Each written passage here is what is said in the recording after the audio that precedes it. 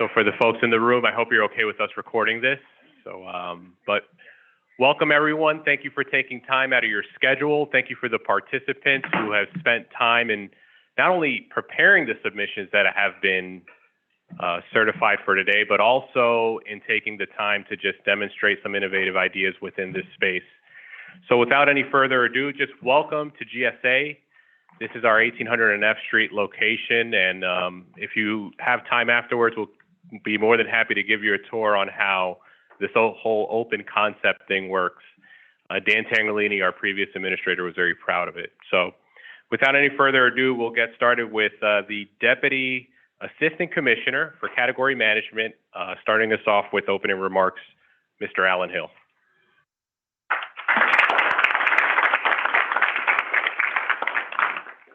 Thank you, Sam. Sam gave me some talking points, but Sam also knows that I'm not very good at using talking points. First, I want to thank the judges all being here. I thank myself also for being here. C-SCRM is something dear to me because I'm on a committee responsible for C-SCRM government-wide. So this is an important topic for me. We had 9 contestants, 5 finalists. Thank you for the 5 finalists. I'm looking forward to hearing what y'all have to offer to help improve government. I know that this is our second year, 3rd iteration of this, so this is great. We actually at GSA, we established an agreement with the Defense Innovation Unit, who focuses on taking OTA innovations, and we're going to work with them on how we bring those technologies into the federal government and making them where they can be leveraged and stuff. So here, C-SCRM is going to be an important part of that, right, to help ensure that we're doing that. Brian here, finally meeting him in person, we work side by side all the time over at systems stuff, and it's great to do that. I know Health and Human Services is very important because my wife's a doctor too, and so very important. And Treasury pays my bills, so I better be nice to them and stuff. But wanted to thank y'all all for being here today. This is an exciting moment. I love the concept of the Shark Tank at ACT-IAC. It's tremendous in sponsoring this and making this possible and stuff. And I'm looking forward to hearing the questions and answers too. I watched the video and stuff. That was pretty cool and stuff. So really looking forward to this. All right, who's next?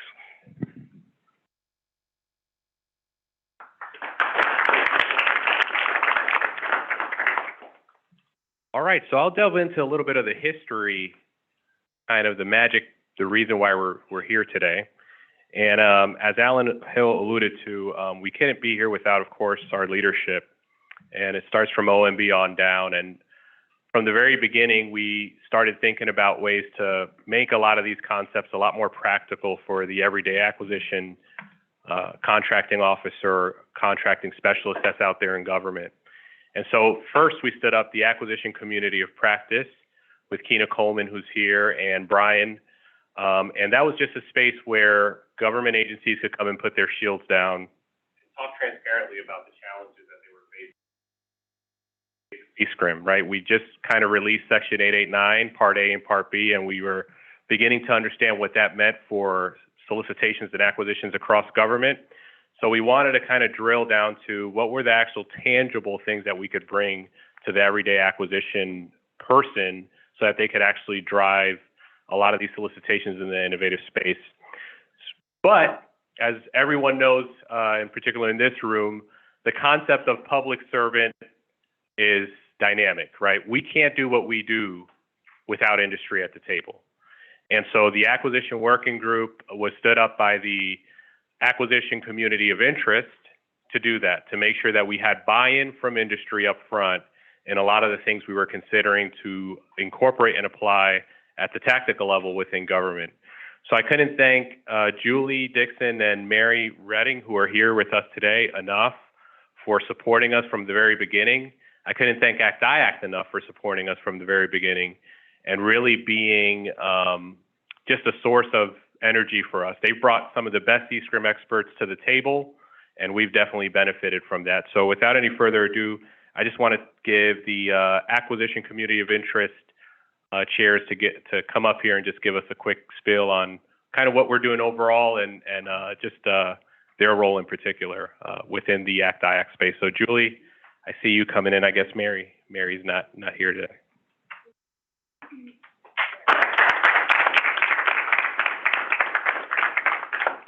Sam is always so nice and gives us more credit than we're due. But I also brought Nicole here. She's our communications chair, but really I say she's, in secret, she does my role for me. And as you know, she's been extremely active in helping to set this up today. So, definitely want to thank her as well. So really quickly, one thing that's exciting, we do have some changes that are coming up this year with some of our leadership, and we're still getting all of that solidified. But these are the folks we have, of course, a government chair and vice chair. And as I said, I think Mary is on the phone with us today. I am the chair. Kevin Yule-Page, unfortunately, will be leaving us, and I think we've got our next chair, Sandy Barsky. He's here today. So excited with some of these changes. We're always looking for new membership. So if you're interested in joining our community, please reach out because we're always looking for new volunteers, and there are a number of leadership roles as well.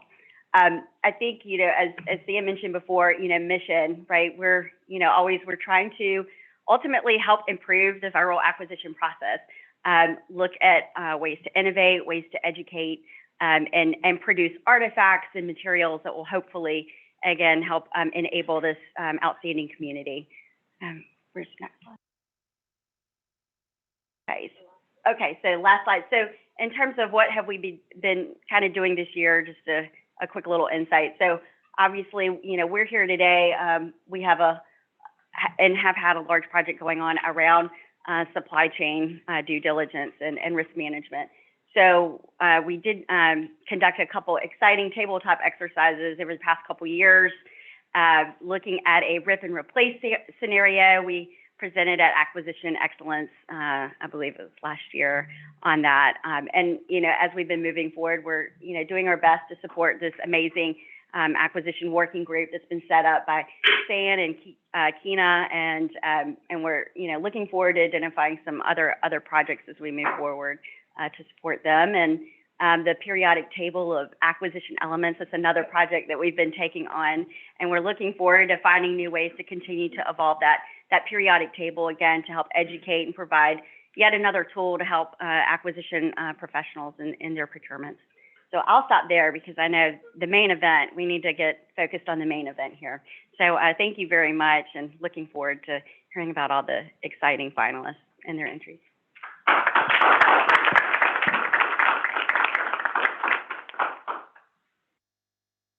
All right, one last note before we get into this, administrative note. So Wi-Fi, of course, the most important utility.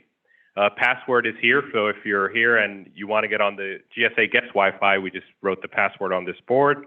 And then restrooms are right behind us, so if you leave out of this door, Kelly, I think you make a right, and then if you leave out of this door, it's to your left. So it's adjacent to where we are right now, just headed this direction, and you'll find the restrooms out there. So, all right.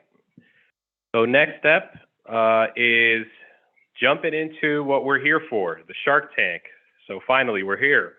So like I said, we're very excited to get going here, and I'm going to go ahead and introduce our judges for today. So the first judge that I'm introducing today is Jeff Auser. He's actually participating digitally today, so over our connection here, our Zoom connection. And Jeff is a digital service expert acquisition strategist at the U.S. Digital Services.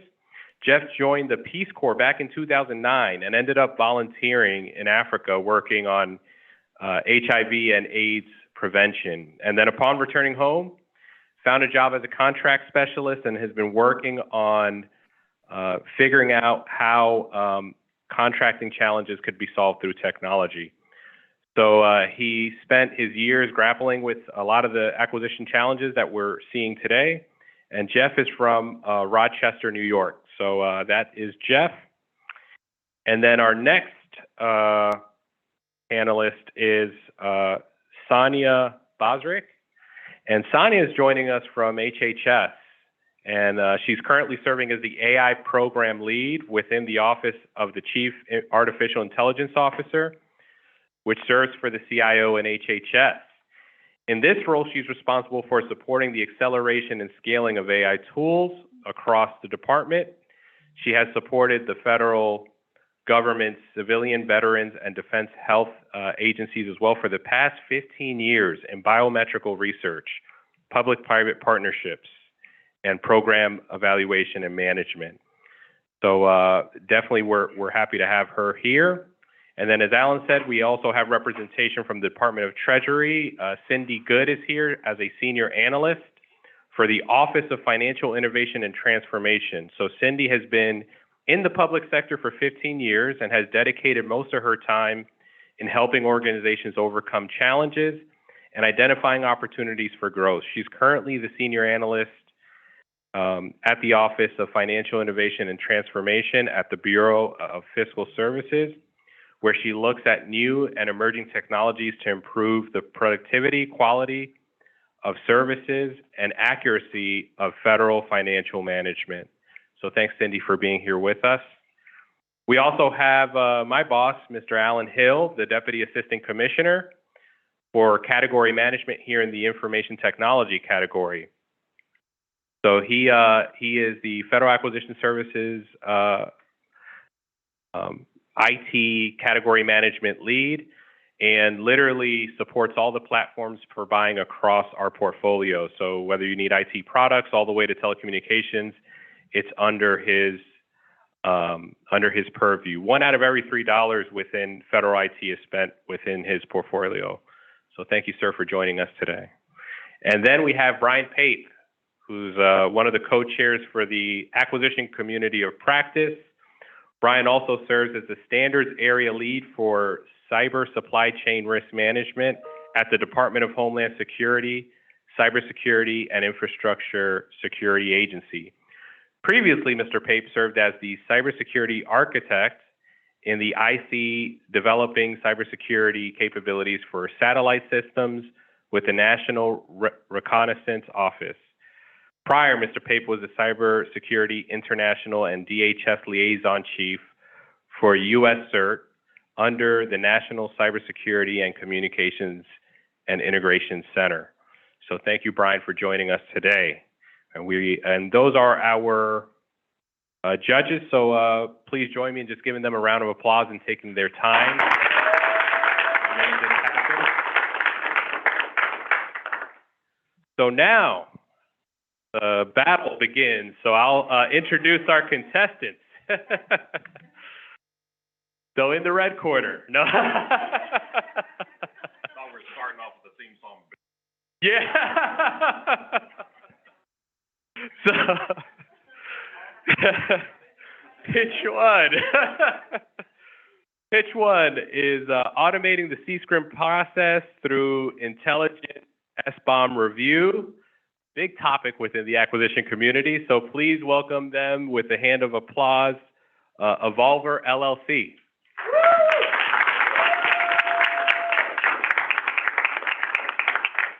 And in the blue corner, pitch two. C-SCRM Platform and Federal Online IT Cyber Solutions Marketplace. There's a term we love to hear around here. Give it up for WhiteHawk.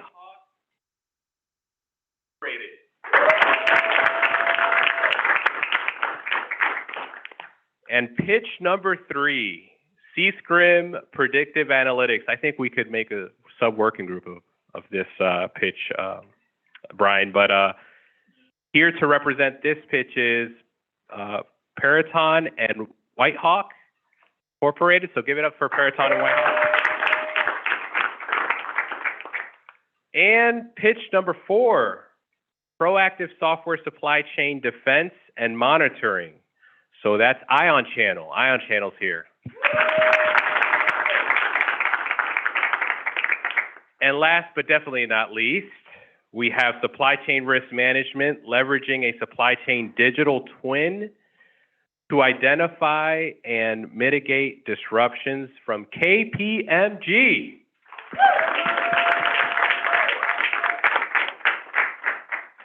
So those are our contestants. So now we're going to go through the rules of engagement. And this is kind of a big deal. So Dan, if you could come up here and give us the rules before we give folks the boxing gloves and put them in their corners. So the floor is yours. Thank you, Sam.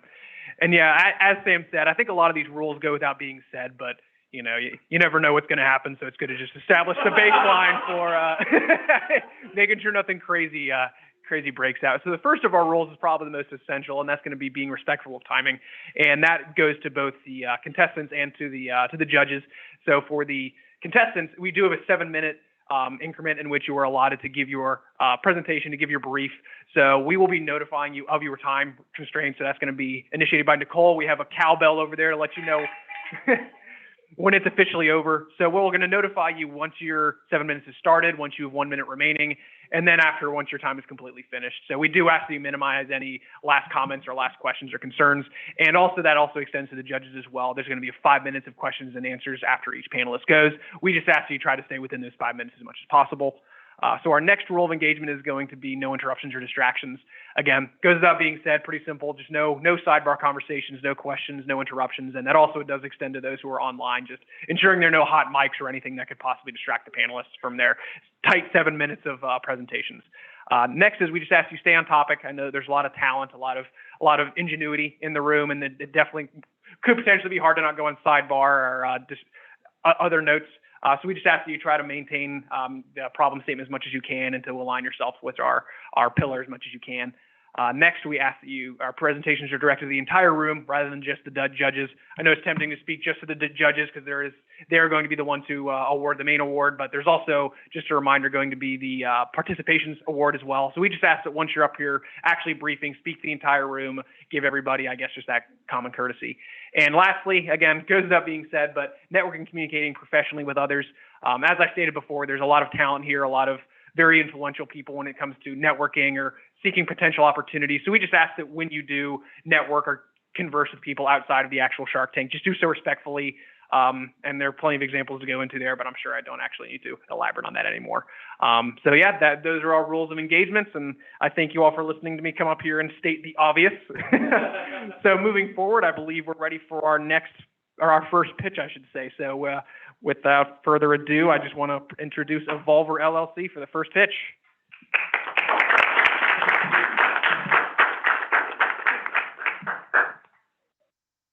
Oh yeah, we do have a clicker up here for your changing of slides. So.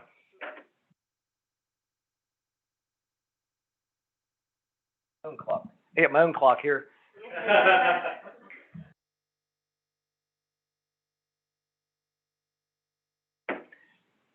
See, the clicker works.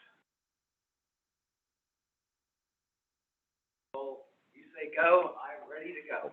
Okay. By the way, my name's Chip Block. If they didn't introduce, we'll get ready. Are you okay? Is everybody ready? Okay. All right. Here we go. Is there anything riskier than a blind date? Let's take a story here. We got Bob and Jan. They're on a date. The wine, the food, music. But unfortunately, if there's music, Bob likes to dance. Bob is a horrible dancer. Right?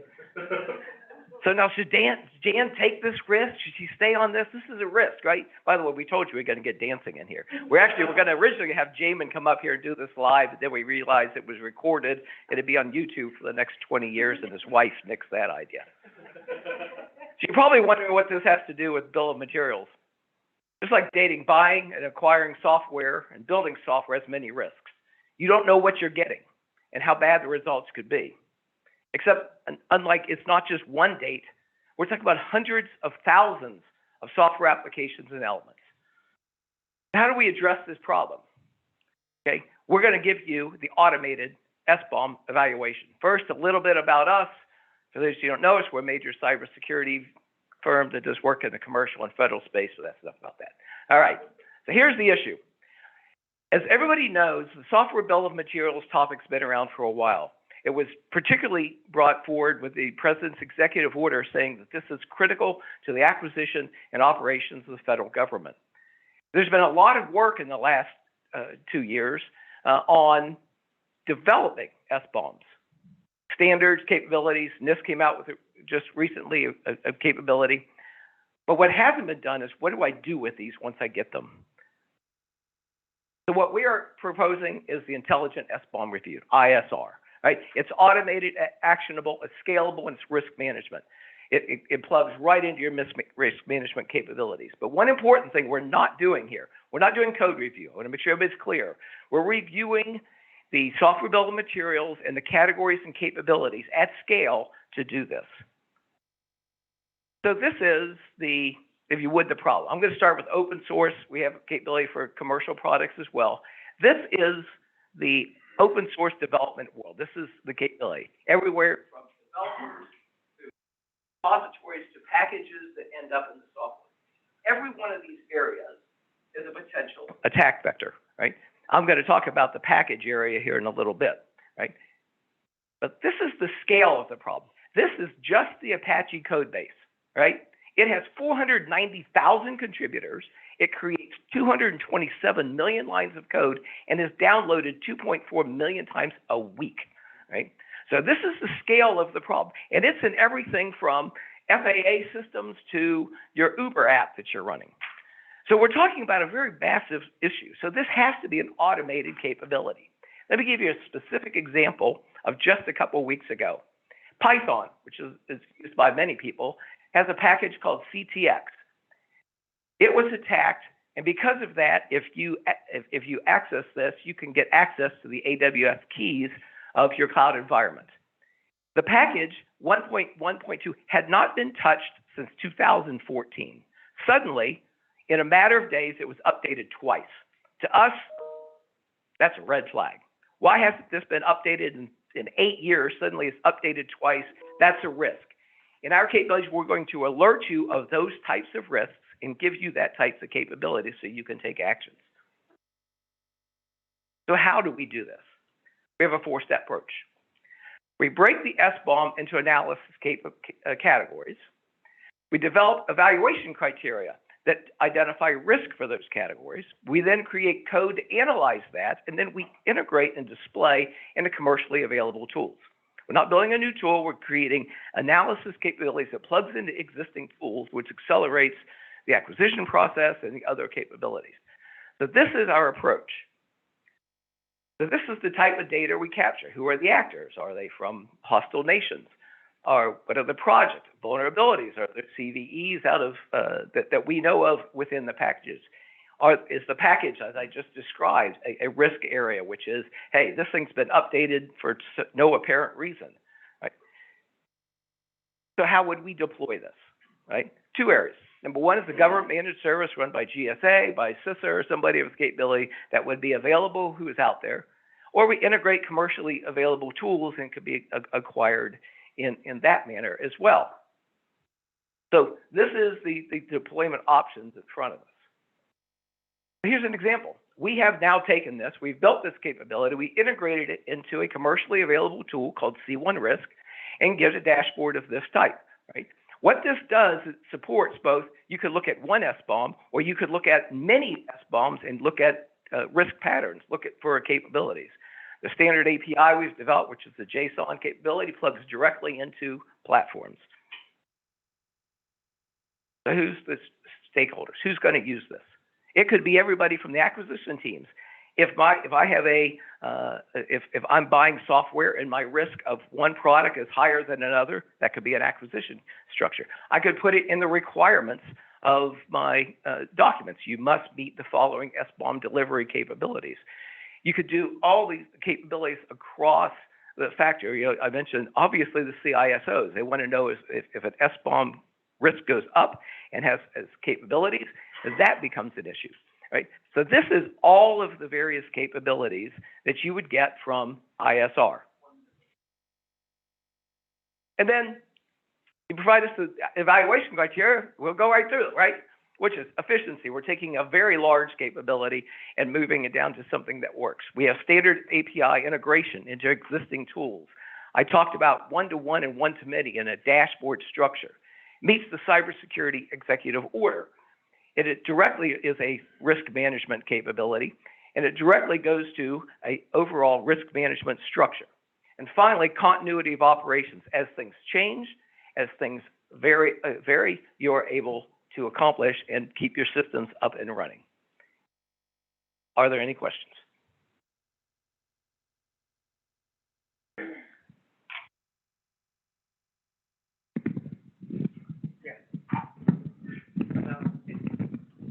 About 50, okay. We'll do it quick. Okay, so taking a look at the SBOM information, that's what this is, correct? Yes. Is this on? Hello? It's on? Yes. Okay, so you're taking a look at that SBOM specific that has been delivered to you, not necessarily the output that you would get from a binary SCA of Right. the software. Yeah, we are not doing the code analysis. We're actually looking at the characteristics of the SBOM. Now, what it would do, somebody gave a good analogy of this. If you look at going to getting a physical, when you go to the physical, you look at all the characteristics. You've got high blood pressure. That gives you an indication. I should go look at that. Then you would take the code analysis tools and go focus on that area if you actually saw something. So that would be how this would drive you to what exactly you want to do in that area.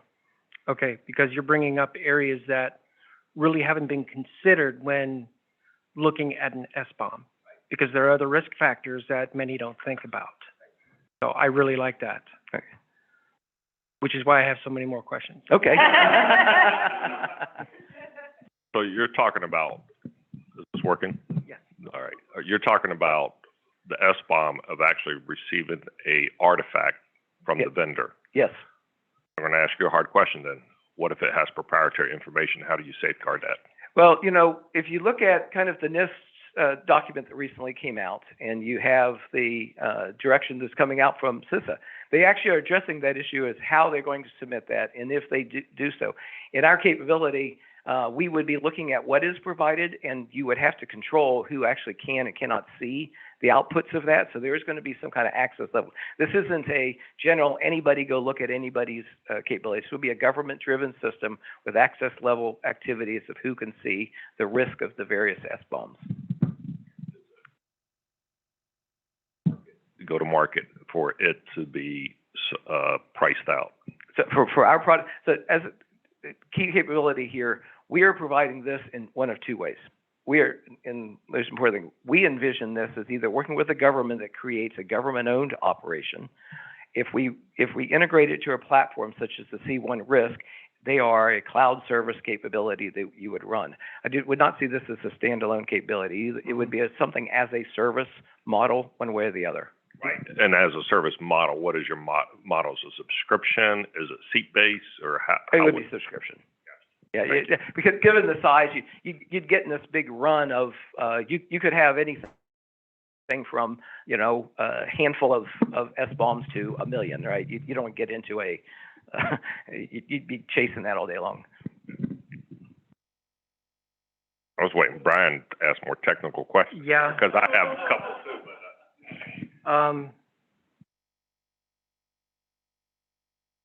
I think that my question set would take too long.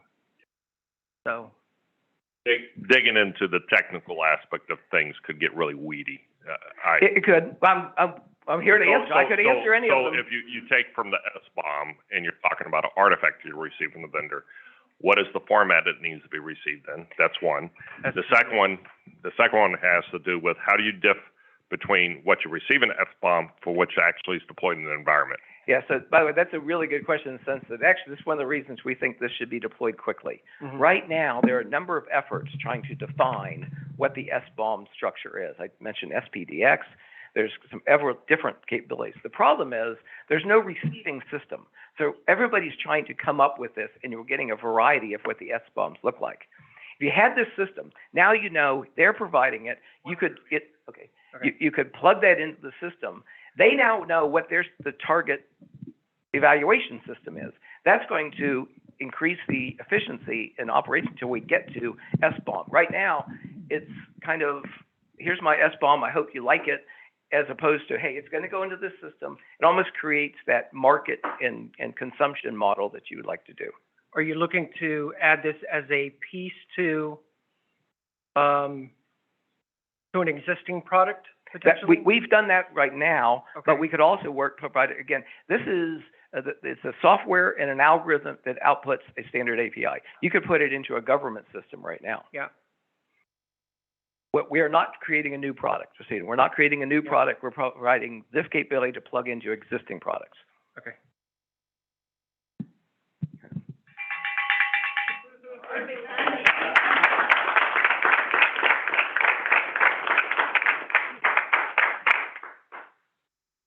Thank you very much, Evolver. We will be followed by WhiteHawk CEC. Or sorry, WhiteHawk, sorry. Change my name. The DBA name. It is.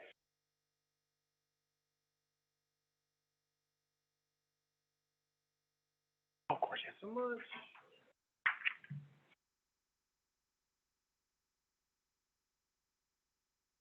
Sure. Okay. There you go. Okay. Man, too many moving parts. Oh, yeah. Old people, this is tough.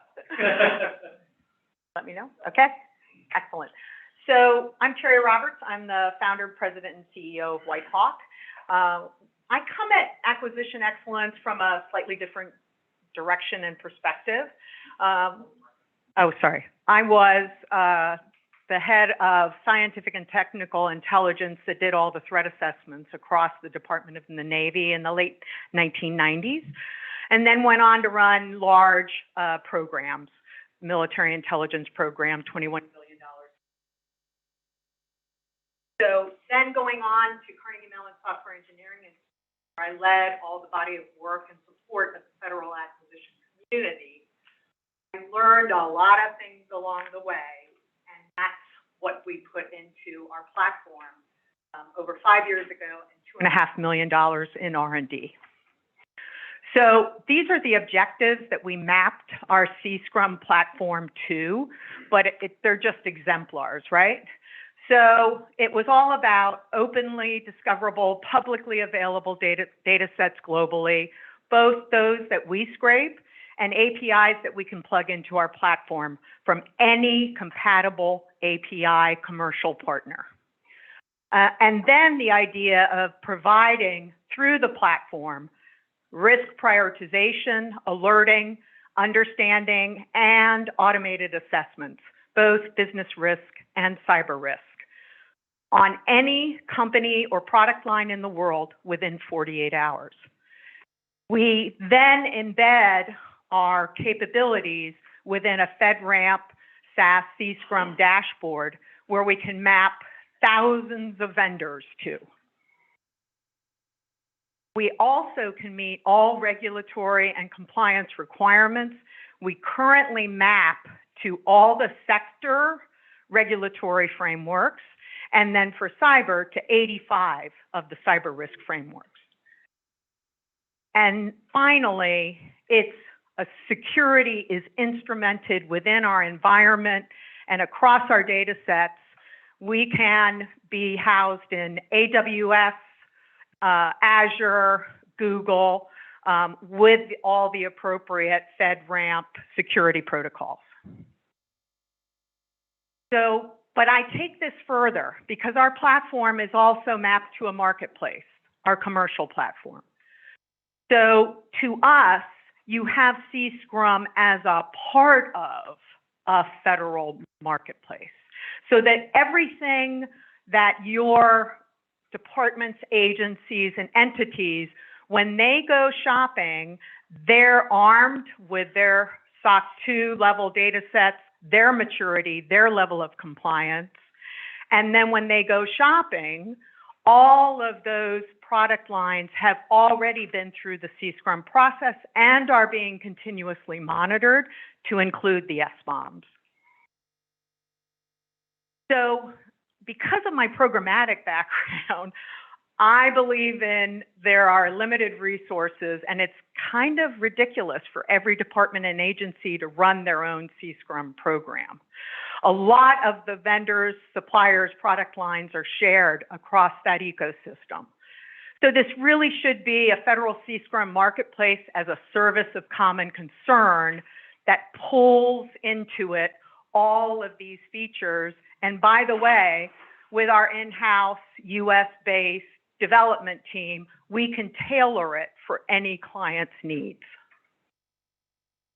So in this system of systems, and from a strategy perspective, right, you're doing the monitoring on the suppliers, vendors, product lines, you're getting it from all the publicly available capabilities, you're building on demand those maturity and risk reports.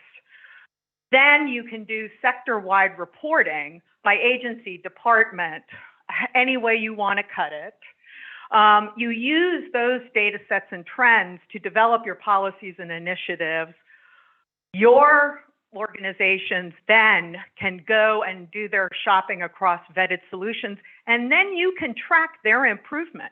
What impacts have those solutions had on your organizations? We call this the WhiteHawk C-SCRM platform, is the cyber risk radar. We have implemented it in the financial sector, defense industrial base, manufacturing sector, federal government, and MSPs. So just quickly, it's real, it's live, it's tailorable, it's operating today, and it's automated. Includes the one time for vetting of vendors and then the continuous monitoring, the mapping to the frameworks. We integrated this year the FAIR model and CMMC within 60 days. And then we can produce the automated reports. This is just the summary. They range from 15 to 20 pages. We then integrated the best of breed business risk partners. We have vetted over 8, and we continuously vet business risk analytics. Today, we can partner with Supply Wisdom, Interos, and Dun & Bradstreet. I'll do a foot stomp on Dun & Bradstreet because then we also use their Investigate platform for when you're alerting on a business risk, how do you deep dive into the mother lode of all business risk data globally? And then with our partners, ION Channel, we can also pull in, right, SBOM monitoring through their amazing SaaS platform. And we're actually getting ready to implement this with 2 of our commercial clients. And then we have features, the vendor risk management dashboard, again, thousands of vendors, but the one thing that works different about us is we'll work with your SMB suppliers and vendors because we have their data, and then via our platform, we can get them to a better place. All of those companies that don't have CIOs or CISOs. We also do portfolio risk reporting every quarter or every month.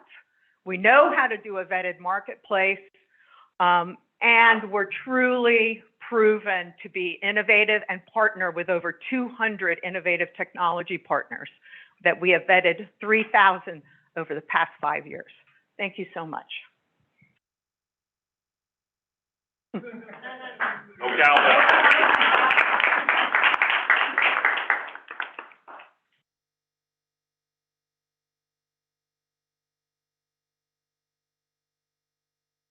This is API based only? You know, I have an in-house development team. Obviously, we can work other things, but with APIs, it's plug and play. So it doesn't take long, but open to discussion. We have an amazing in-house technical team, so we love challenges. So what about the softwares that may not be API based? Have you give an example that you've addressed that or worked through that? Do you mean to integrate into our platform? Correct. Yeah, I wanted to have my CPO with me here today. She has the flu. Can I take that question for the record? Danger when you get an exec that's an engineer too. I'm an AI person from the 80s, so I'm slightly technically out of date. But she's not. Sue Kim. Speaking of AI, how does AI fall into what you're doing? So we then took our risk logic and analytics and created the AI-based algorithms that we run across all the cyber risk piece. So think of the bit sites, the security scorecards, the black kites, they're feeds. We've been scraping the web for the threat landscape. We also work with other threat companies, WhiteHawk Labs, Intel 471, others. So we're pulling that all together with our logic, right? And then mapping it to the risk frameworks. So we call our analytics AI-based. Obviously, all our partners also have.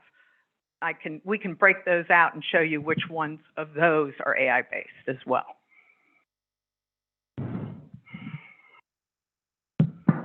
Non-financial, but I was actually going to ask more to help me understand the basics, since I'm not the domain and expert in security. But for the stakeholder within the government, like, who does this benefit? Yes. So the dashboard, right? All the vendors are mapped to the dashboard. It's a Salesforce-based application, so it's very interactive and friendly. It's tailored to what are the deliverables of each of the government stakeholders. So you could have a service team wrapped around it that's answering to the government requirements, or we currently, with one of our federal clients, we trained their team to operate it. But I will tell you truthfully, it's better if you have a combination of both, so that the government team are working the requirements and the artifacts and the deliverables, and then you have a service team that is an expert on the platform, and then work with us to tailor the platform to meet the government requirements. But acquisition, procurement, anyone who's involved in the vetting of a supplier, vendor, or product line would be able to access the platform, and at different levels, according to whatever access you want them to have. Got it. So a couple of questions, but I'll start with this one. This is more of a vendor illumination capability using the FAIR methodology. One, I wanted to know why FAIR was selected. The other is, well, we mapped to 85, so we can tailor it. If Okay. you don't want FAIR, we don't have to have FAIR. Okay. We found when we worked with the SMBs, it was helpful to show them what the impact of an event, what it could be to them, to incentivize them to put some level of investment Right. to mitigate those risks. So it came more from our interaction with federal contractor SMBs and trying to Okay. get them to a better place. Okay. Okay. So whenever you're performing the analysis, one thing that departments and agencies came to me about was, how do I illuminate my second and third tier vendors? So several of our partners, Dun & Bradstreet and Teros, can do that mapping down to the nth degree. And by the way, we've deployed in support of clients with all of those partners. Okay. And again, that's the tailoring, right? So the beauty of us is you tell us what our requirements are. We'll pick the partners and the data feeds with you to meet those requirements. And when they're not innovative anymore and you want someone else, at the end of the annual subscription, we'll switch out data sets. Something like national level factors Yes. or the final rule. Stupid bell. Thank you very much. I appreciate it.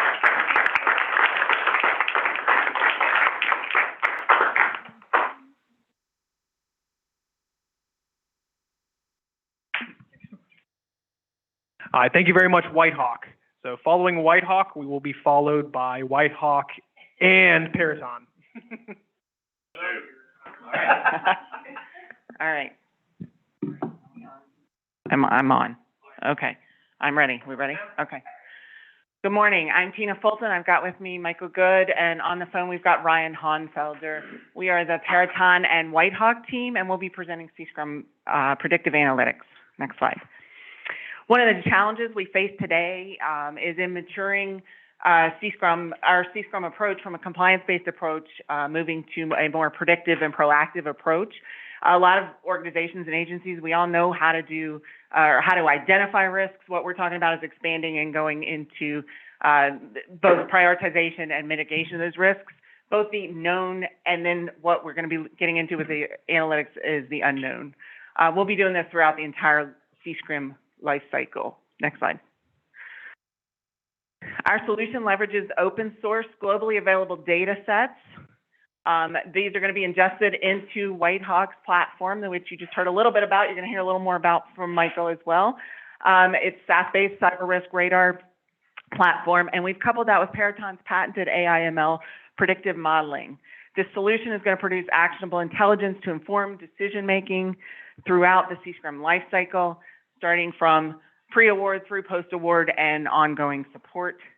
Also, we use APIs and code modules that enable the continuous innovation and improvement of the system. Now I'm going to hand this over to Michael and let him talk to you about the WhiteHawk platform. Right. As mentioned, the WhiteHawk Cyber Risk Platform is a 360-degree hacker view of a organization's cybersecurity using open data sets, leveraging AI and machine learning, and commercial-based cyber SaaS and PaaS platforms. We don't just look at your organization, but this allows us to dive into your organization's cyber supply chain ecosystem down to the nth tier to identify unknown risks that you inherit as part of your cyber supply chain. And we're going to demonstrate this. Our test company, to show you on the platform how this works, is MongoDB, a mid-tier software supplier across the United States government.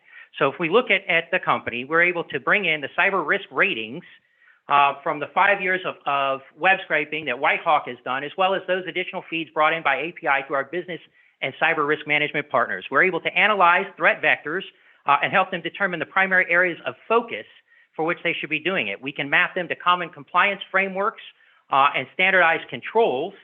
And as mentioned this year, we also include the FAIR model to help them understand some financial impacts related to their cybersecurity decisions. Once we have their cybersecurity rating, we can help them with the cybersecurity roadmap. What this does is it helps them assess those controls and security practices at a basic, foundational, and organizational level to determine their maturity and their capabilities for securing their cyber infrastructure. And using that, we can develop cyber action plans to help them identify what are their most critical requirements to address now, what are their next requirements that should be going, and then to assess the impact of any sort of pending budgeted or planned activities so they know what their efficiency and return on investment should be. All of which we provide, as mentioned, in a executive-sized cyber report, which has the analyst findings, their notes, that includes the cybersecurity scorecard snapshot so that you can understand and transverse this across your organization. And finally, which has recommended solutions that can be bought and purchased through the marketplace or in common areas of concern. All of this is inside the cyber risk management dashboard where customers can go in and establish access and control levels. They can address global thresholds for alerting and determine metrics necessary for them to make decisions. We integrate all of the assessments and the data. We link them to findings, which we can conduct assessments, all of which are then transferred into the risk register so that they can be monitored. What is your initial and residual risks? We link these, as said, map them to internal controls, both from standardized frameworks or custom frameworks as necessary to identify those issues that must be addressed or remediated for you to continue business with your cyber supply chain vendors. All of this supports automated engagement with your vendors as these are sent out, and as the vendor sends back artifacts as attachments, such as a risk management plan, they're able to go ahead and see how they're going to remediate or manage those risks. I'll be followed by Ryan.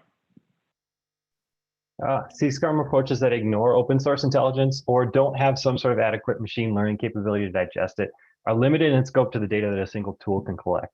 We propose integrating the wealth of information contained in blog posts, company websites, forums, social media, hacker sites, and such to leverage the wisdom of the crowd. Using this information requires an intelligent retrieval process. Periton has a robust suite of NLP tools pre-trained to identify text with themes that may suggest a supply chain disruption, including your traditional adversarial cyber events, as well as financial or natural events that could impact the ability for a software company to deliver a secure product. Our bank of targeted NLP predictive models are proven. We compare them to traditional kind of bag of words approaches and show a 36-time fold increase in true positive detection. The streaming OSINT text is parsed continuously and relevant documents are extracted. And additionally, we've built an MLOps framework around the NLP models to collect feedback from analysts, retrain and version control the models, and deploy new models when performance improves. Additionally, we use NLP techniques that enrich the data further by verifying the entity mentioned in the text is a match for the company of interest.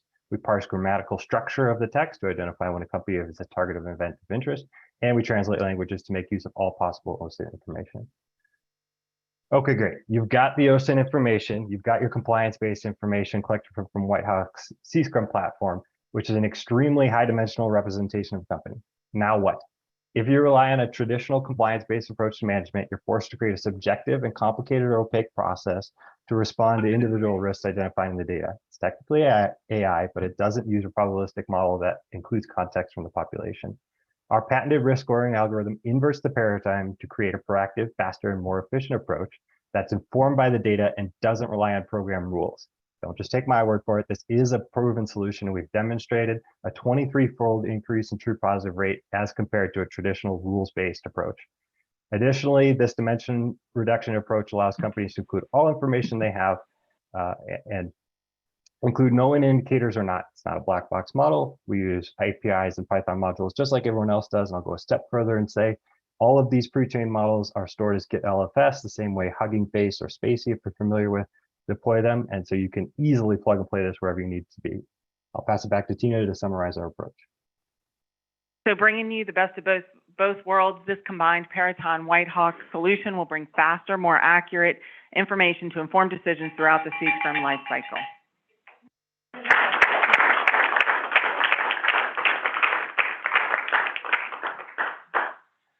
So one question I have is, are you able to turn certain areas off and add additional areas based on your mission? You may not need all of the information, or you may need something different.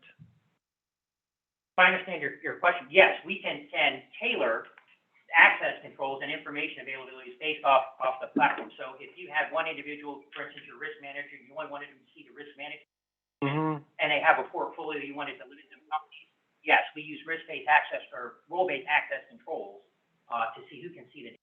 And you're able to get this information directly from the companies, like their risk scoring, kind of like a get well thing. If they don't score that high, then you reach out to them and say, these are the things that we need from you.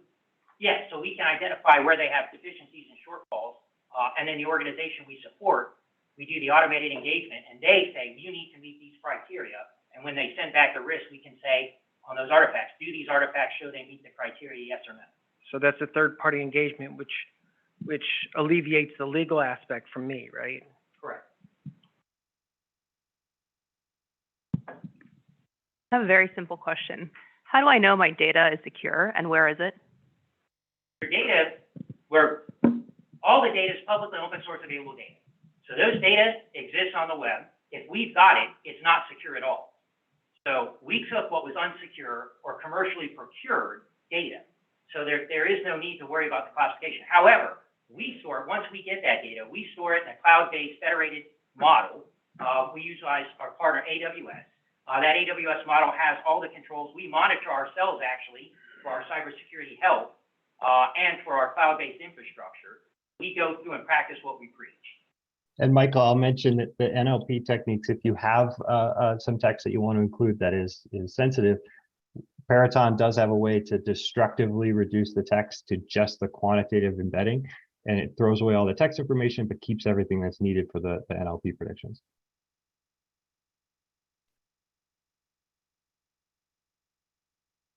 Jeff online has a question.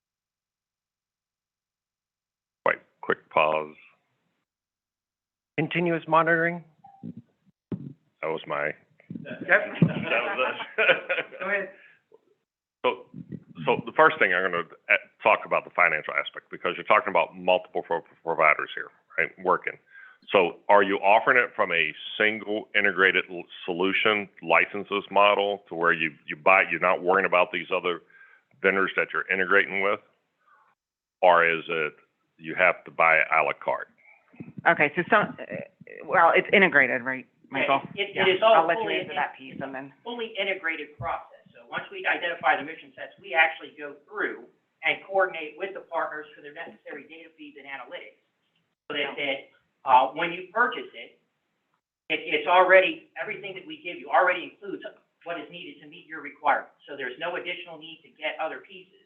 Now, it is tailorable. If you say, okay, I want 7 data feeds and these are the 7 I want, then we'll coordinate to across and ensure those 7 data feeds are brought into the platform.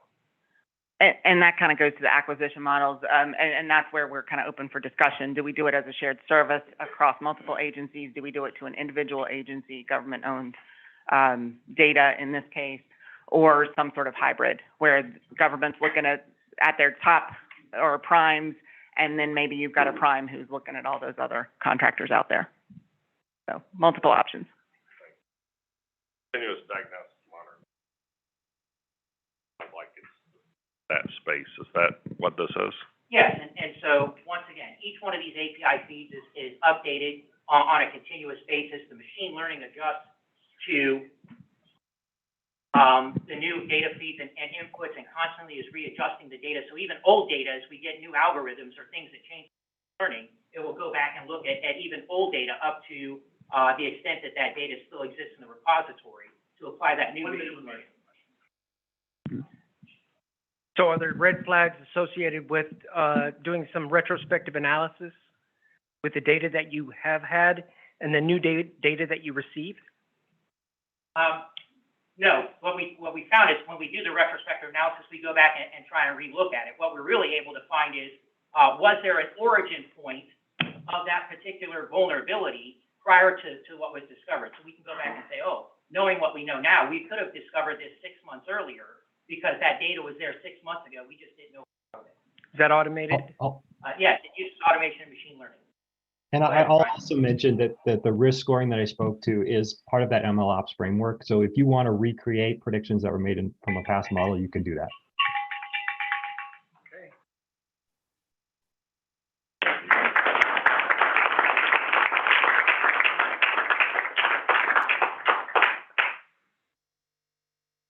Hi, thank you very much, Peraton and WhiteHawk. Jump into our next pitch. We're actually going to take a step back and allow our judges to give a little bit of an overview of themselves, just talk about their background, and also just why they chose to be a judge, a panelist on this actual Shark Tank event. So, Sanja, if you would like to come up and give a little introduction to yourself. Sorry, you're the closest to me.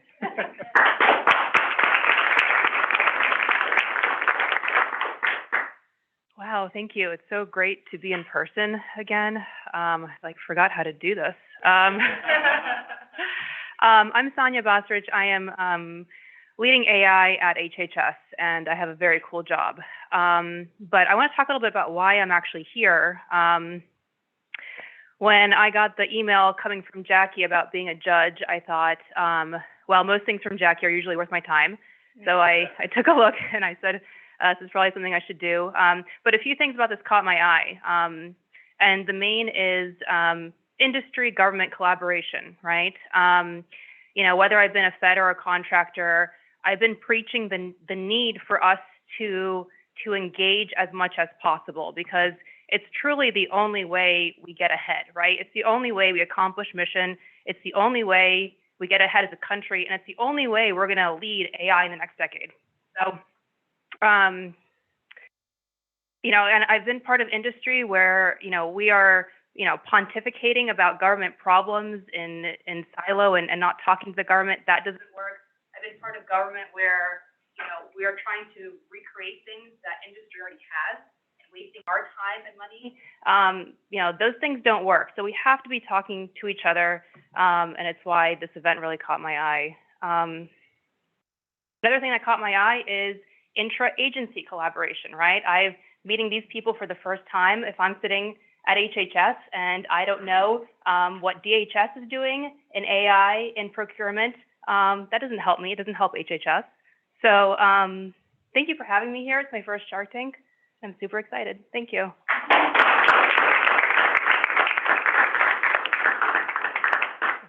All right, next up we have Cindy. Cindy Good.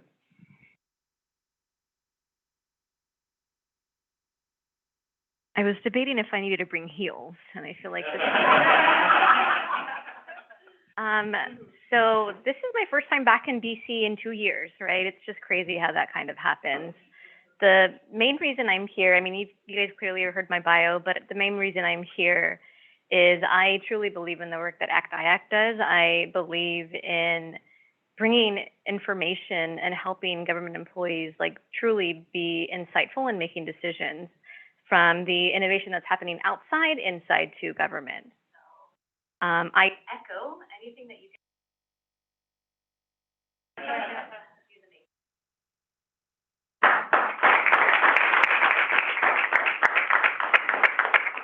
Next, we have Brian Pape.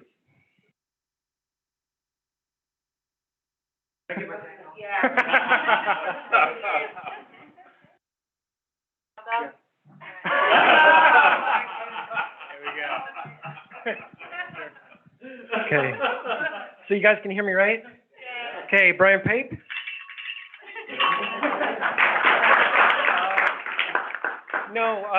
I've been working with GSA quite a bit and ACT-IAC members for about a year and a half now. It's been a pleasure. There's a lot of interactions that we have had that have been key to moving a lot of things forward in the federal government. One thing that government is really bad at is interacting with industry before they make their regulations, before they make their policies or memos, because we're being asked as a government entity to go do these things, and then we have to tell industry, come on, you have to follow, right? So if we're able to change that paradigm to where we're doing it collectively and together, then things like this become a lot easier, such as C-SCRM. So I've got a bunch of different projects going on. I make sure that industry is involved with that. I make sure that we have collaboration with all the other departments and agencies. We've got, 10, 12 CFO Act agencies and a couple of pilots that I've got going on. So that part I love. I love the interaction because we learn from each other, right? And we help each other. Like Kina, she's my good buddy over there, right? She's awesome. So anyway, that's the main reason why I'm here. ACT-IAC, thank you for inviting me. I do appreciate it. Got to see you in person, Nancy.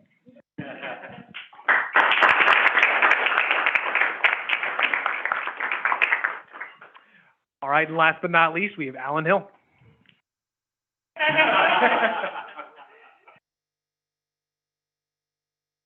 We have Jeff on the line. Jeff, are you on the line? Yes, sir.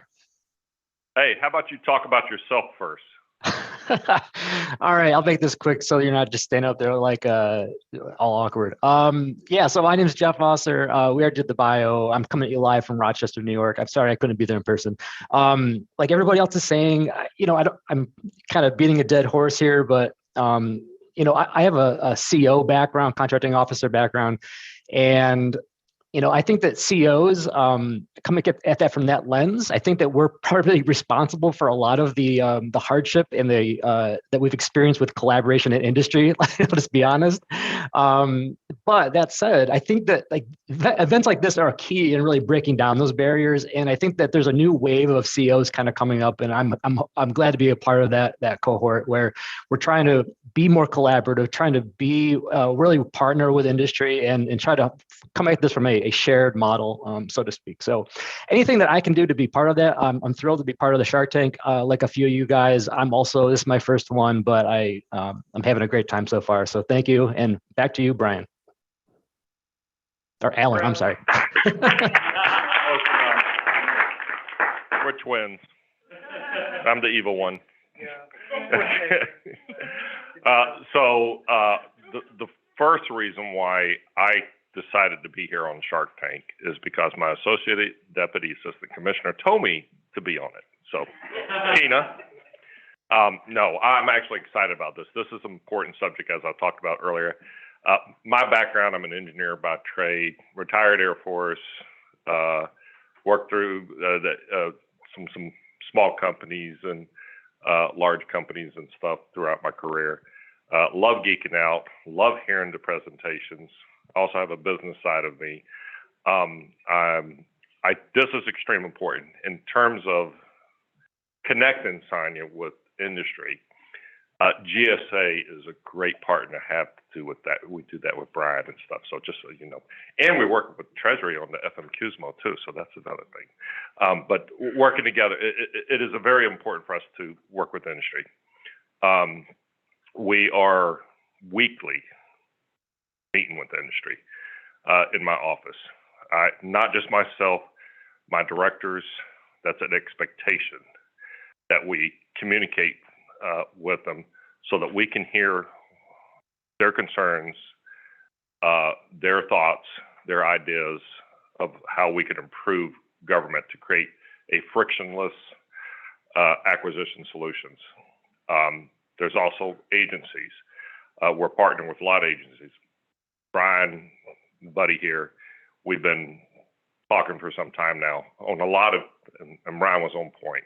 You know, we need to, before we put something in place, let's talk about this. You know, if you look at CMMC, how many times it's now CMMC number 2 now. So why? Because of that engagement that the vendor community has provided to help them do it smarter. But the DoD shifted, which is important. But this is great. I'm looking forward to the next 2. The first 3 were great. This is going to be tough. I don't know. Might have to get a dartboard out. All right. Thank you.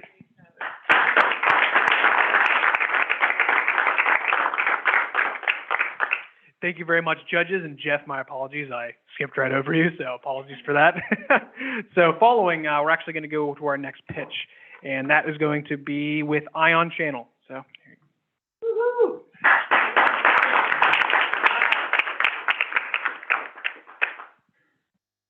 Hi, hear me? Yeah, I'm John Scott, president of Ion Channel and co-founder.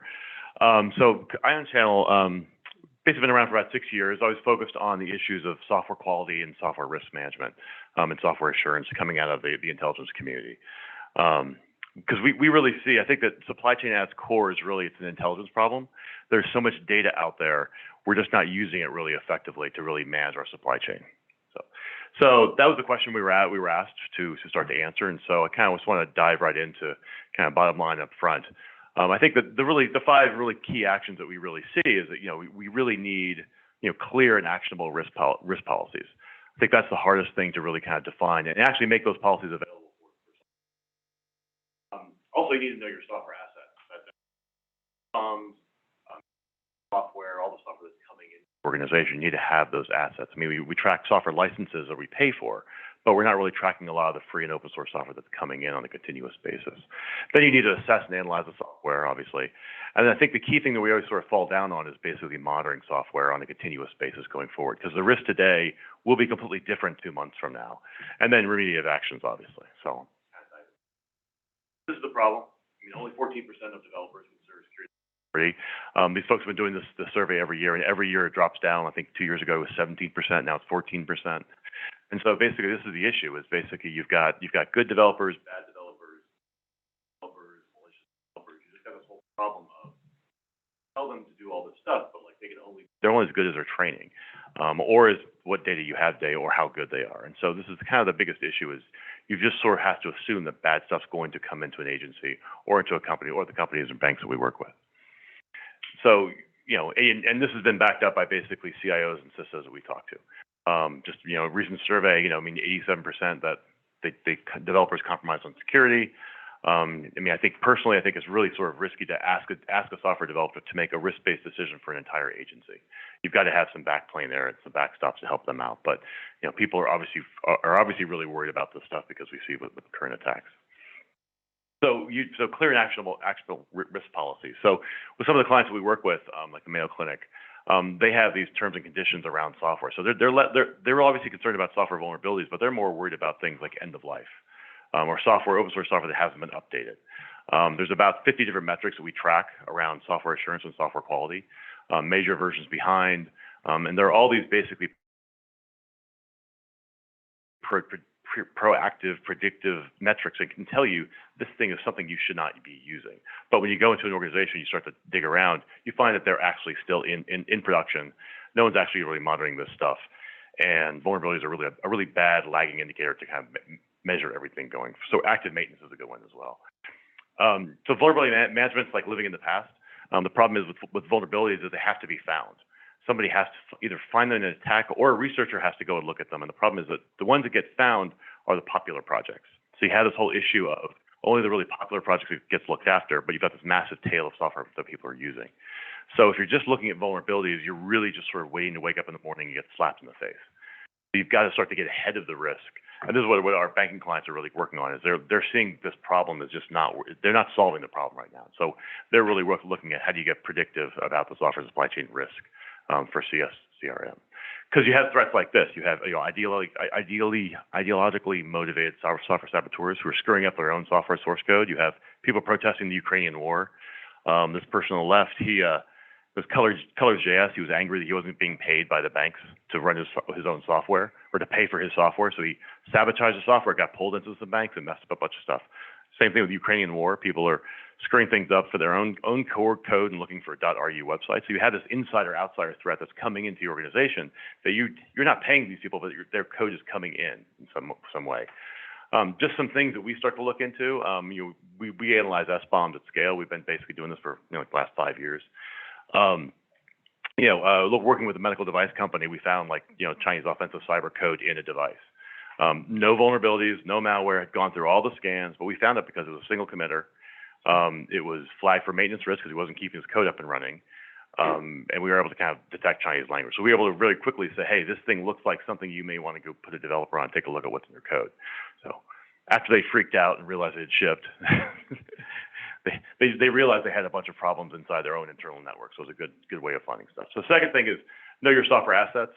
You really need to start to understand what you have coming in and set those policies going forward. Because if you don't have that, you really just can't protect what you don't know you have. And so the way that people have been using us is looking at ingest for software, ingesting software SBOMs or helping create them, and also for internally built software too. Because like I said before, there are all these risk metrics that people are just not really using. Developers are supposed to go out and look at every project and figure out is this end of life? Is it? But the problem is that in a modern project may have 500 different libraries. So it just doesn't happen. To say nothing of having it happen on a continuous basis, because if you're not doing this checking on a continuous basis, it's the same thing that we do with companies. You want to know, did this company get bought by some Indian subsidiary of some other company now it's based in Israel? Same thing with software. You have to have an understanding of what's going on in your supply chain, or you're never going to be secure. You're just going to wake up every day, look for 0 days or attacks, and then go forward. Doing it continuously, that's what our platform does. We're doing this with banks right now and medical device companies, as well as US Stratcom and DOE and some of the other government customers. But basically, it's not just automating it as much as possible. How much time do I have left? Okay. Remediative actions, because it's not just enough to just say, hey, there's something bad over here. You have to be able to write things back out to other tools to say, pull this code out, go back to the open source repos and say, hey, this thing looks like it has some bad stuff in it. You have to have a way of basically mediating the discussion as well. And automation. I think the other thing that this problem screams for is automation. Because if you're not getting close to any sort of automation at scale, you're never going to solve this problem because you can't find people. And people who really understand this problem, it's sort of a hard, boring problem. You can't find them, you can't train them. And if they are really that good, they should be doing code. They should be developing code, not analyzing code. That's just what we see. So that's what we do as a company. We basically take a lot of the insecure software supply chain, keep it under monitoring. We also do delivery of software for air-gap networks. We do that too. People want that less, but really right now it's just trying to get people's house in order. So we ingest things like spreadsheets. We tie into repos. We tie into any sorts of code monitoring or management tools you have kind of going forward. That's me. Question?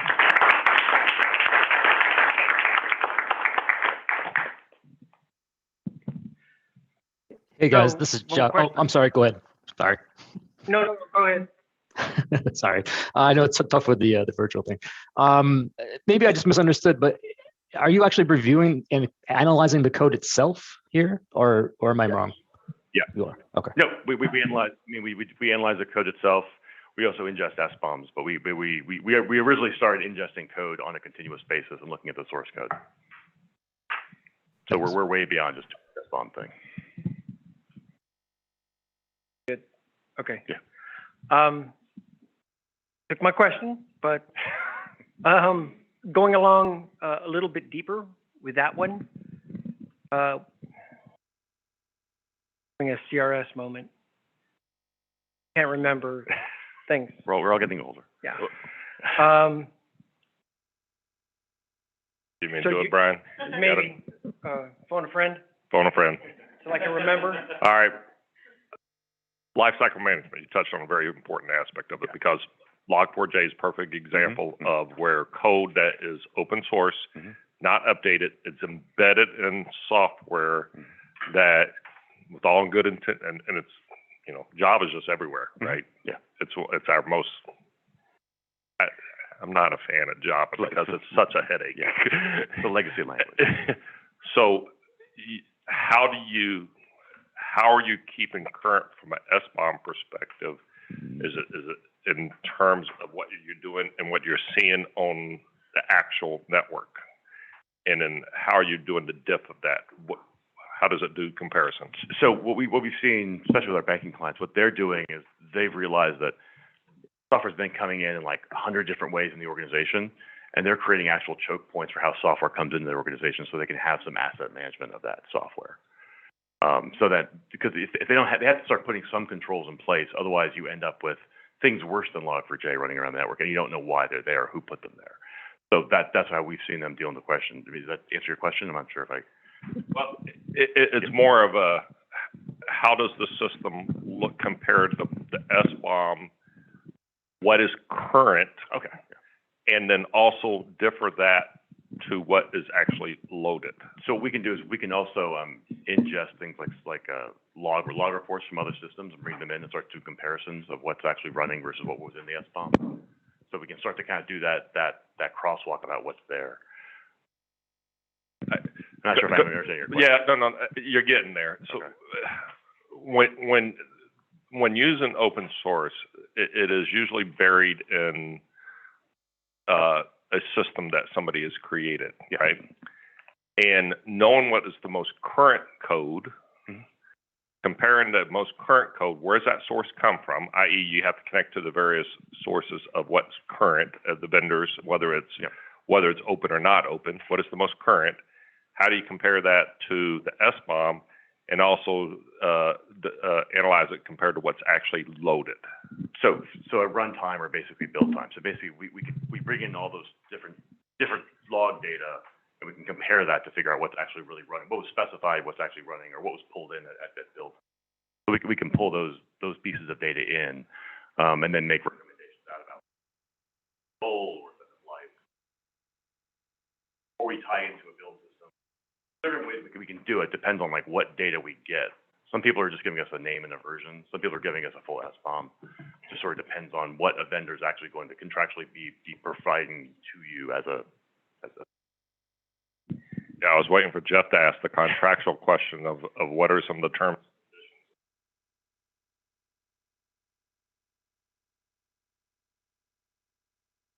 So for them, I mean, they want their own separate instance running on their. They want their own separate instance running on their own infrastructure. That's how they're doing the security. A couple questions real quick. One deals with vulnerability identification. So if you identify vulnerability that is not currently exploitable, or use a third-party mechanism to reach out to that vendor to essentially take care of that vulnerability? We would notify them about that vulnerability. Okay. We're not naming authorities, so we won't do that, but we can. Right. Because most stuff you find out it's old. Like some as we see this with internally built software where they're 10 major versions behind. Right. Like that's a huge problem, and so like that's less on the open source community. That's more on the contractors you may have been using. Okay. So what about authenticity? You took too much airtime. So we do signature checking. We create signatures. I mean, some of the deeper, depending on how deep the integration goes, we pull in like configurations and compilers. But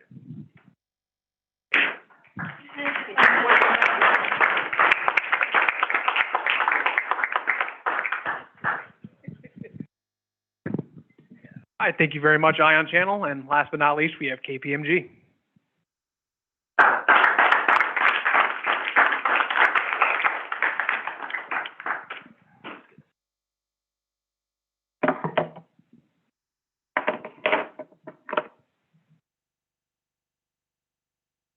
Maggie, can you hear me in the back? Is that good? All right. And let's go. All right, good morning. My name is Mike Lane. I'm a supply chain and operations director with KPMG Federal Advisory. I'm excited to have the opportunity to present our big idea. So there's one underlying concept that I'd like to start us with. Predicting the probability of a supply chain risk is analogous to a weather forecaster predicting the path of a hurricane. Despite what they know now, as time progresses, innumerable factors can weigh in on the path of that hurricane. For this reason, forecasters use the term the cone of uncertainty to acknowledge that the further out we get from the present, the greater the uncertainty we have in what the future holds. Supply chain risk is very much the same way. There are innumerable factors that contribute to this, and each with a range of values which can impact whether or not a risk is going to be triggered. So in order for us to address this and limit the level of uncertainty and therefore more accurately predict an event, we must leverage a new C-SCRM solution. So how are we going to do this? We're going to start with a core framework that embraces the fundamental tenets of a holistic C-SCRM solution. Our framework is built off of the leading practices from our expertise in global supply chain, the public and private sector, and federal guidelines, of which we look to guidance from organizations such as CISA and NIST. Now, this is a busy slide, and it's busy for a reason. C-SCRM is complex. And what we're showing just scratches the surface, but the intent, without getting into the weeds, is it demonstrates that we have a thoughtful and comprehensive framework. Our framework is built around the components of establish, manage, evaluate, assess, verify, and know. The framework is not linear, but it's cyclical and iterative in nature. It's a recurring process which is continuously improving.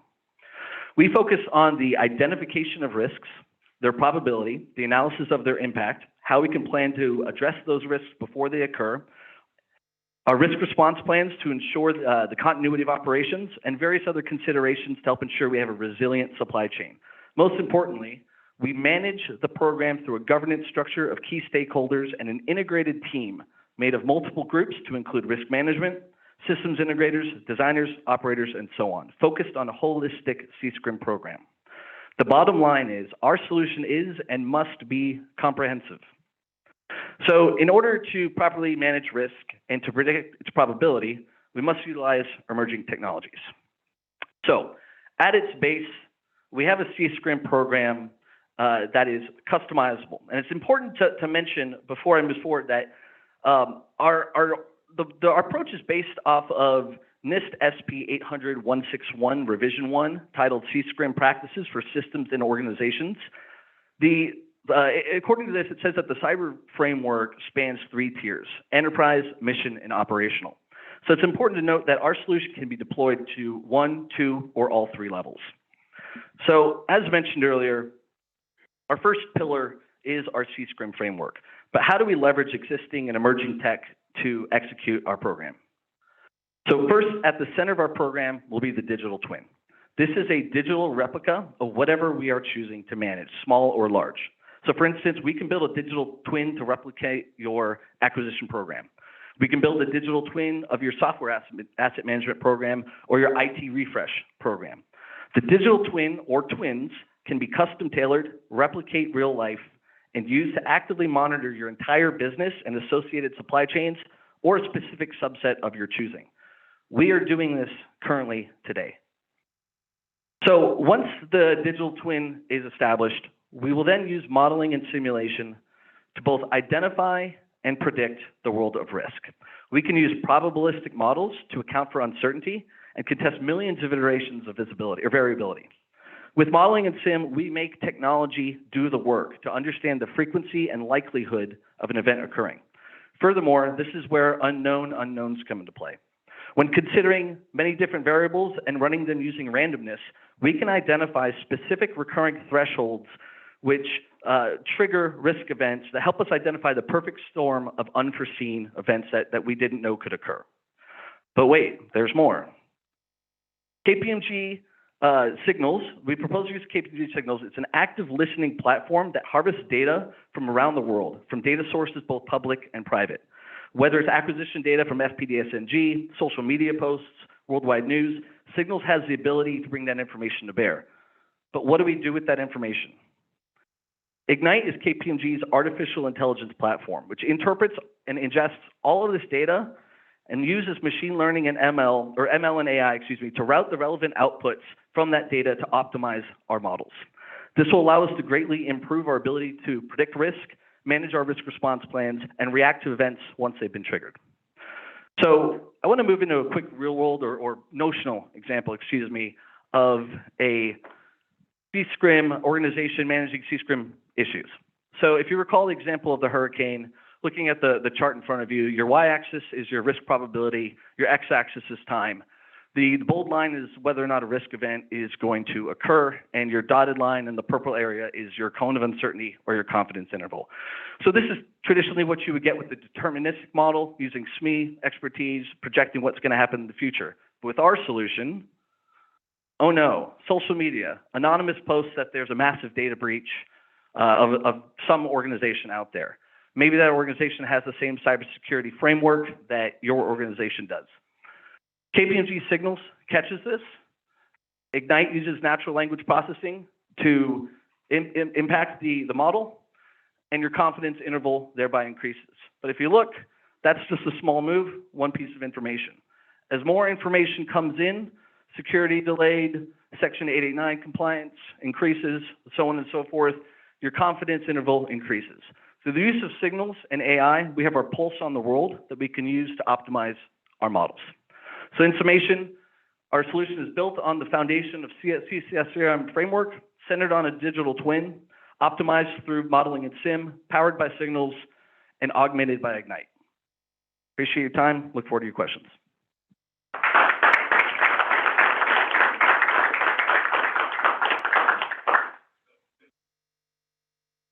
Thank you. I have a quick question if other folks are, so I hope this makes sense. The private data, could you give me an example of a source of that private data? And also, could you explain a little bit about, like, I assume there's terms and conditions associated with that private data. Like, could you go in a little more depth about that? Sure. So, I mean, as for terms and conditions, I think that would vary on a case-by-case circumstance. This is predominantly some of the private data comes from our signals commercial sector. So in terms of use cases, it really just depends on how they can leverage that. So I guess to answer your question, it really does depend. There's no flat out answer. However, the solution, just depending on the agreements that are coming to place, my understanding is once we've actually acquired it, we thereby get the right to leverage that for our solutions via licensing agreements. Great, thank you. Sure. So where within the process is the solution essentially providing the risk mitigation? Sure. So going back to this, I would say that, that's a complicated question, right? Because it's continuously ongoing. There's an evaluate and assess and verify aspect. So one of the presenters talked about the future, or what we call future of trust within our firm, or vendor due diligence. It's, boots on the ground inspecting a potential vendor or for what they're doing. That's a sort of ongoing monitoring piece that would be fed into this. Similarly, with signals, listening out to the world is ongoing. So it would be sort of an iterative, continuously ongoing part of the active monitoring solution. So it's not any one particular point, but it's just continuously happening throughout the process as we have our predictive models that define our risk registry and what our priorities are, and so it's just constantly ongoing. So we've made some mistakes in the past 2 years in supply chain at HHS and the government. So speaking about use cases, have you taken a look at, let's say PPE, supply chain, and if we look back, what did we miss using this framework, over the past 2 years? Yeah, so that's a fun question. So working across multiple clients, unfortunately, what we're seeing is, I think a success story would just be for government organizations to just start with this. They have to crawl, walk, and run. A lot of them don't have frameworks in place, sadly. Some folks are farther ahead. One of my clients, which I can't name, is within HHS, and PPE is an area of interest. And when you go to talk to these folks, they didn't have methodologies to forecast even. I mean, if you don't have your core supply chain fundamentals down, you don't even really need to worry about risk at that point. You just got to get your house in order. So I would say fundamentally getting a good supply chain program down, then tack on a risk framework, and then try to get to the future. And, looking at this, that's possible today, or even this is really where the cool stuff comes on in the future, when you can leverage the world of data, pair it with AI to optimize. But if they were to just start right there, I think that would be a success story for government. But hopefully we can get to there one day.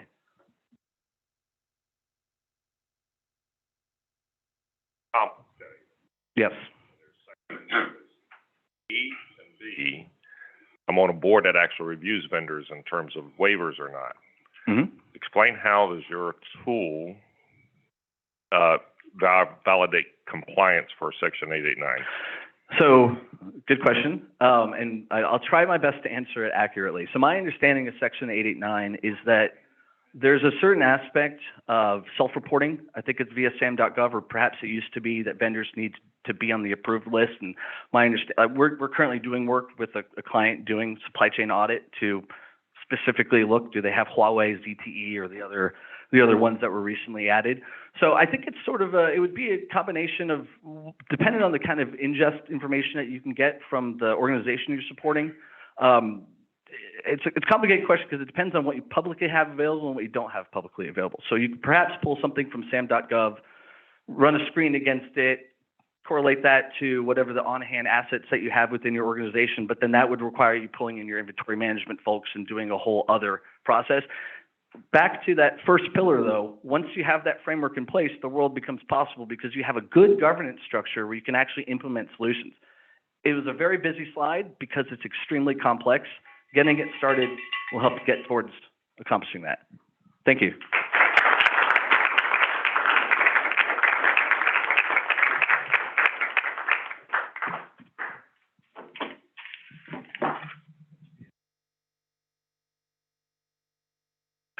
All right, that concludes all 5 of our pitches for this morning. We're going to be moving right into the judge's deliberation and audience vote portion of this. So right in the back, could you raise your hand, Karen? Karen Pemberton is going to be escorting the judges over to a separate room where you all can consolidate and come up with your votes.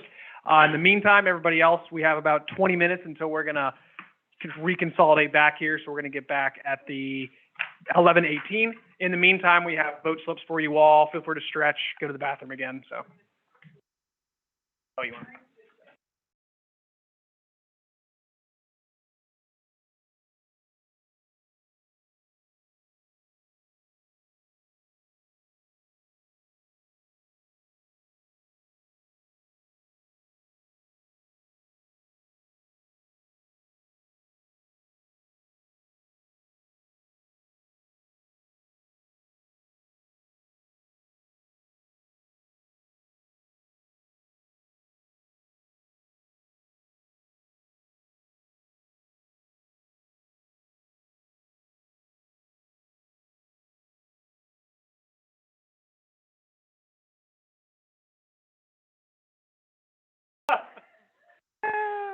So I'm going to read the summation and then a couple words from Keena and then Alan. So it says, for exemplary work contributing to helping the United States government with executing a C-SCRM public-private partnership event, GSA's Deputy Assistant Commissioner for Category Management in the Information Technology category presents you with a certificate of appreciation for your sense of duty, loyalty, and commitment to advancing our nation's government through technology. So round of applause for each.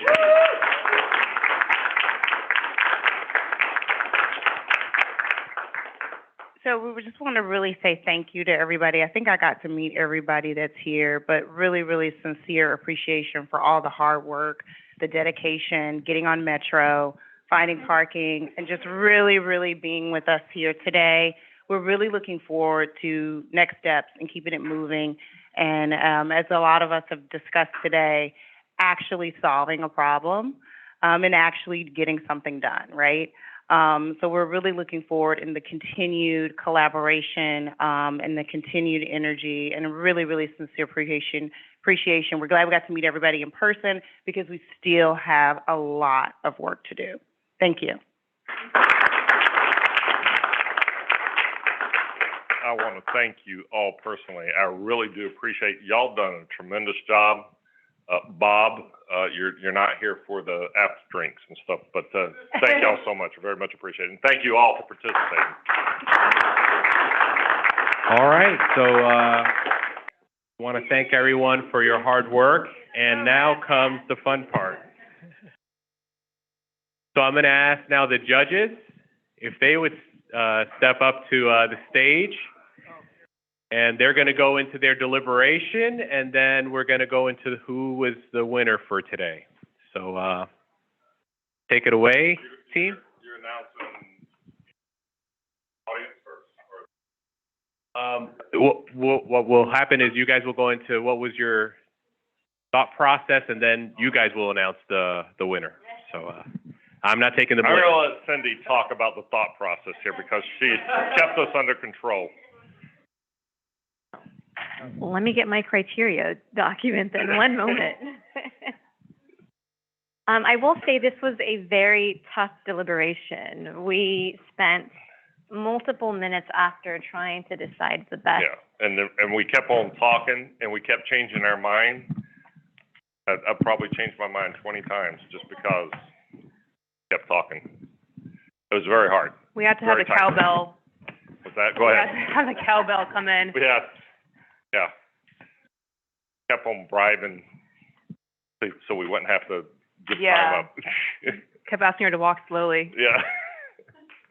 Go for it. Sound like a deliberation, one of those jury Yes. deliberations. Yeah, we might have had to stay the night. Go ahead. I mean, I will say all of the solutions that were provided were, phenomenal. So thank you for everyone. We did have a set of criterias, which was looking at the efficiency, integration, data, hygiene, cybersecurity, risk management, and continuity of operations. So it was very hard to score all of them since you all did so great. But the winner? Do we announce the winner? Yep. Twisting some more. All right. So, Ion.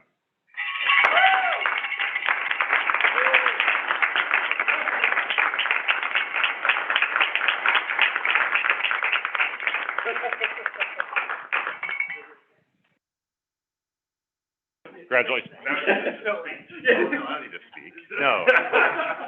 Oh, thanks. This has been great. I mean, it was a good opportunity to kind of present, and hopefully we can do some good here. I think everybody else all the other companies, I think there's a lot of work here to be done. I mean, this is just sort of the beginning, I think, of kind of the supply chain, software supply chain C-SCRM efforts kind of going forward. And so hopefully we can solve this all together. Thank you very much. All right, what was the audience?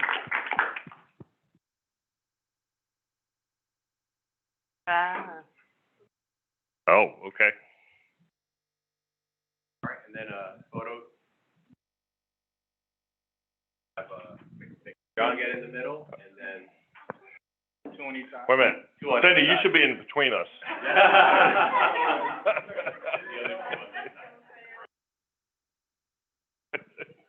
Is there a stepping stool? Oh, my goodness.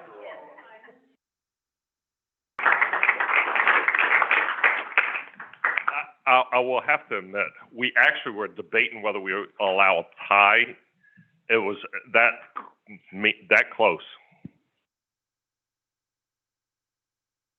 And WhiteHawk would have been our tie. And WhiteHawk was selected. WhiteHawk?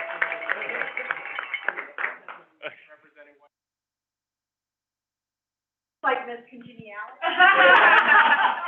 It was extremely tough. Okay.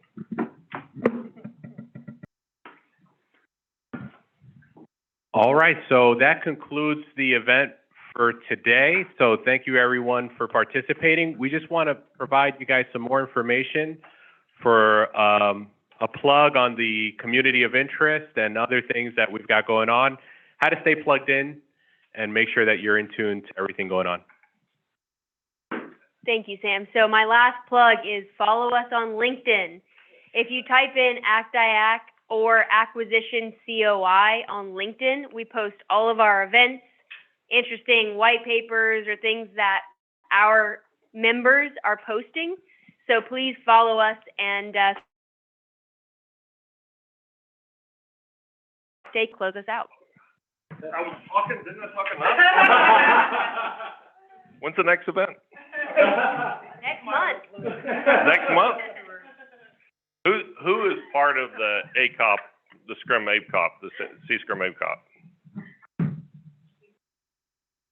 All right, so everybody that isn't a part, you can't leave until you sign up. Thank you all very much.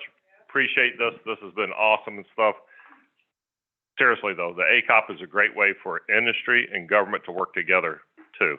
So it's very important that not just recruiting y'all, but anybody to help us move forward. The better government, save taxpayer dollars too. Thank you. Thank you.